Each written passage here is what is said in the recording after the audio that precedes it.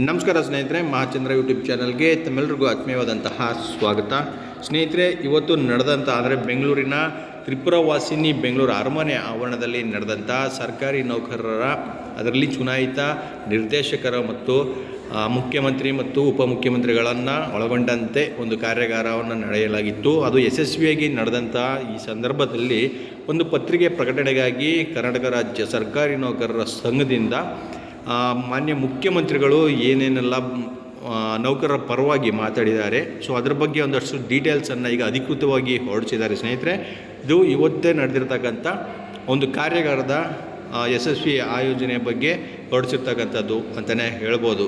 ಬನ್ನಿ ಸ್ನೇಹಿತರೆ, ಹಾಗಾದರೆ ಮಾನ್ಯ ಮುಖ್ಯಮಂತ್ರಿಗಳು ಅವರು ಈ ಸಭೆಗೆ ಹಾಜರಾಗಿರಲಿಲ್ಲ, ಆದರೆ ವರ್ಚುವಲ್ ಅಂದರೆ ವಿಡಿಯೋ ಮೂಲಕ ಅವರು ಮಾತನಾಡಿ ಏನೇನು ಭರವಸೆ ಇತ್ತು ಅಂತ ಅವರು ಏನೇನು ಭರವಸೆನ ಕೊಟ್ಟಿದ್ದಾರೆ, ಯಾವ ಯೋಜನೆಗಳ ಜಾರಿ ಮತ್ತು ಸರ್ಕಾರಿ ನೌಕರರ ಬೇಡಿಕೆಗೆ ಯಾವ ರೀತಿ ಸ್ಪಂದಿಸಿದ್ದಾರೆ ಅನ್ನೋದ್ರ ಬಗ್ಗೆ ಒಂದಷ್ಟು ಡೀಟೇಲ್ಸ್ ಇದೆ. ನೋಡೋದಾದರೆ ಸ್ನೇಹಿತರೆ ನೋಡಿ, ಕರ್ನಾಟಕ ರಾಜ್ಯ ಸರ್ಕಾರಿ ನೌಕರರ ಸಂಘದ ವತಿಯಿಂದ ದಿನಾಂಕ 20/2/2025 ಗುರುವಾರ ಇಂದು ತ್ರಿಪುರ ವಾಸಿನಿ ಅರಮನೆ ಆವರಣ ಮೆಕ್ರಿಸ್ ವೃತ್ತದ ಹತ್ತಿರ ಬೆಂಗಳೂರು ಇಲ್ಲಿ ಆಯೋಜಿಸಿದ್ದ ಕರ್ನಾಟಕ ರಾಜ್ಯ ಸರ್ಕಾರಿ ನೌಕರರ ಸಂಘದ ಬೆಂಗಳೂರು ನಗರ ರಾಜ್ಯ ಪರಿಷತ್ ಸದಸ್ಯರ ಹಾಗೂ ಜಿಲ್ಲಾ ತಾಲೂಕು ಮತ್ತು ಯೋಜನಾ ಶಾಖೆಗಳ ನಿರ್ದೇಶಕರು ಪದಾಧಿಕಾರಿಗಳ ಸಮಾವೇಶ ಹಾಗೂ ಕಾರ್ಯಾಗಾರ ಅತ್ಯಂತ ಯಶಸ್ವಿಯಾಗಿ ನೆರವೇರಿತು. ಈ ಕಾರ್ಯಕ್ರಮದಲ್ಲಿ ರಾಜ್ಯದ ಎಲ್ಲ ಜಿಲ್ಲೆ ತಾಲೂಕು ಶಾಖೆಗಳಿಂದ ಸುಮಾರು 12,000ಕ್ಕೂ ಹೆಚ್ಚು ಸಂಘದ ಚುನಾಯಿತ ನಿರ್ದೇಶಕರು ಮತ್ತು ಪದಾಧಿಕಾರಿಗಳು ಭಾಗವಹಿಸಿದರು.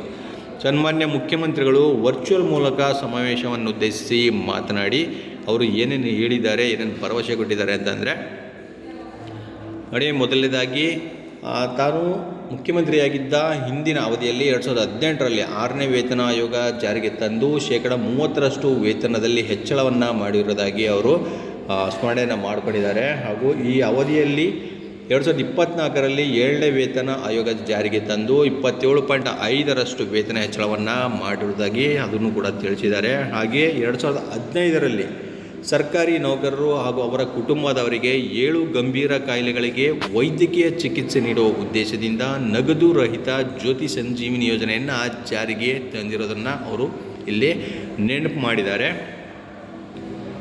ಹಾಗೆ ದಿನಾಂಕ 1/4/2006 ಪೂರ್ವದಲ್ಲಿ ಹೊರಡಿಸಲಾದ ನೇಮಕಾತಿ ಅಧಿಸೂಚನೆ ಅನ್ವಯ ಆಯ್ಕೆಯಾಗಿ ತದನಂತರದಲ್ಲಿ ಸರ್ಕಾರಿ ಸೇವೆಗೆ ಸೇರಿದ 11,500 ಸರ್ಕಾರಿ ನೌಕರರನ್ನು ಹಿಂದಿನ ಡಿಫೈನ್ಡ್ ಪಿಂಚಣಿ ಯೋಜನೆಗೆ ಒಳಪಡಿಸಿ ಆದೇಶವನ್ನು ಹೊರಡಿಸಿ, ಅದು ಕೂಡ ಇವರ ಟೈಮ್ನಲ್ಲೇ ಆಗಿರ್ತಕ್ಕಂಥದ್ದು, ಅದನ್ನು ಕೂಡ ಇಲ್ಲಿ ಪ್ರಸ್ತಾಪವನ್ನು ಮಾಡಿದ್ದಾರೆ. ಹಾಗೆ ಸಮಗ್ರ ಸಂಬಳ ಪ್ಯಾಕೇಜ್ ಖಾತೆ ತೆರೆಯುವ ಸರ್ಕಾರಿ ನೌಕರರು ಹಾಗೂ ಅವರ ಕುಟುಂಬ ಸದಸ್ಯರಿಗೆ ರೂ 1 ಕೋಟಿ ವಿಮಾ ಮೊತ್ತ ಹಾಗೂ ಕಡಿಮೆ ಬಡ್ಡಿ ದರದಲ್ಲಿ ಸಾಲ ಸೌಲಭ್ಯ ಸೇರಿದಂತೆ ನೌಕರರ ಹಿತಾಸಕ್ತಿ ರಕ್ಷಿಸುವಂತಹ ಯೋಜನೆಗಳನ್ನು ಜಾರಿಗೆ ತರುವ ಉದ್ದೇಶದಿಂದ ಈಗಾಗಲೇ ಸಚಿವ ಸಂಪುಟದ ಅನುಮೋದನೆ ಪಡೆದಿದ್ದು ಶೀಘ್ರ ಸರ್ಕಾರಿ ಆದೇಶ ಹೊರಡಿಸುವುದಾಗಿ ಅವರು ತಿಳಿಸಿದ್ದಾರೆ. ಸೊ ಇದ್ರ ಬಗ್ಗೆ ನಾನು ನಿಮಗೆ ಮುಂಚೆ ಒಂದು ವಿಡಿಯೋನೂ ಕೂಡ ಮಾಡಿದೆ ಸ್ನೇಹಿತರೆ. ಸಚಿವ ಸಂಪುಟ ಸಭೆಯಲ್ಲಿ ಇದು ಅನುಮೋದನೆ ದೊರಕಿರ್ತಕ್ಕಂಥದ್ದು.